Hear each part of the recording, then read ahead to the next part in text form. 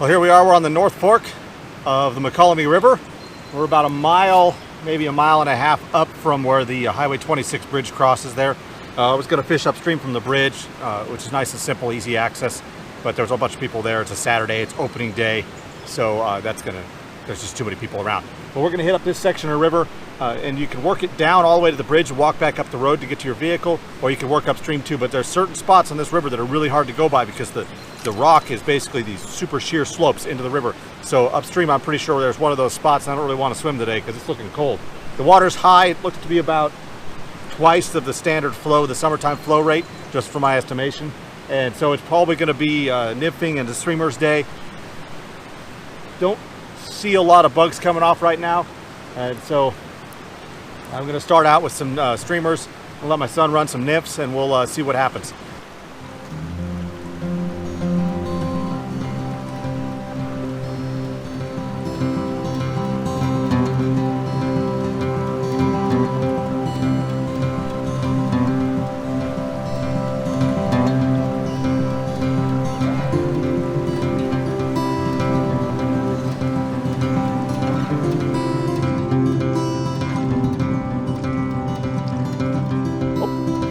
See you later.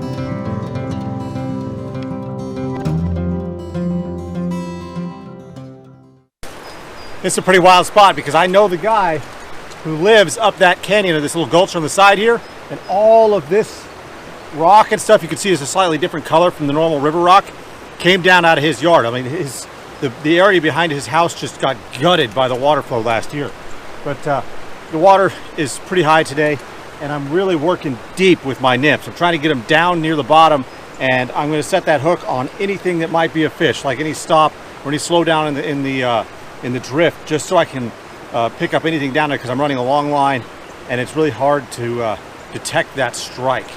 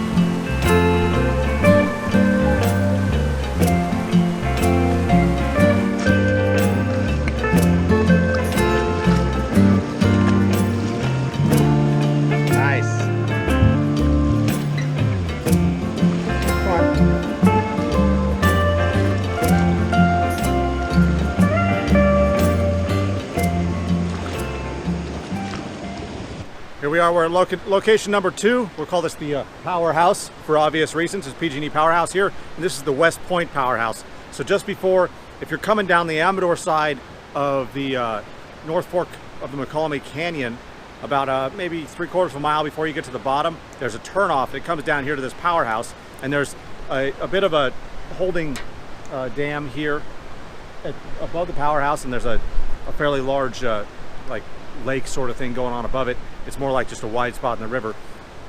And then if you follow this fence here, you could park here just above the powerhouse and walk down the side of this fence and get below it, and you have a good run downstream for most of the spring. And later in the year it gets a little warm down here, and the fish, it kind of turns the fishing off. But as long as the water temperature is there and those you know, below about 60, the fishing's pretty good. So we're going to head down the hill here on the fence and see if we can turn something up.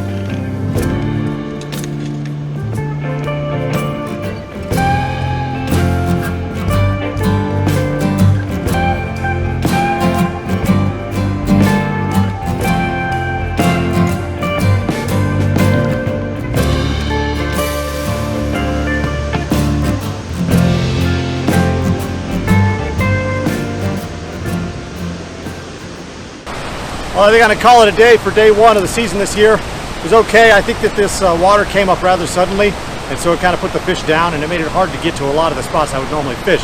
Normally this river is about half this high. So under normal circumstances, I often wade across this big gap down here, and right now you can see if you fell in that, you'd probably die. I wouldn't want to fall in there, it looks dangerous. But generally fishing this piece of the river, if you get across and fish downstream on the other side, it's a little easier than fishing on this side, but it's not really that bad here either. So thank you for watching out there. As usual, anything I used on this show that I think you might be interested in, I'll put a link down below, and so you can go and check it out for yourself. And maybe I'll see you up here on the Mokelumne one day. See you next time on Out There.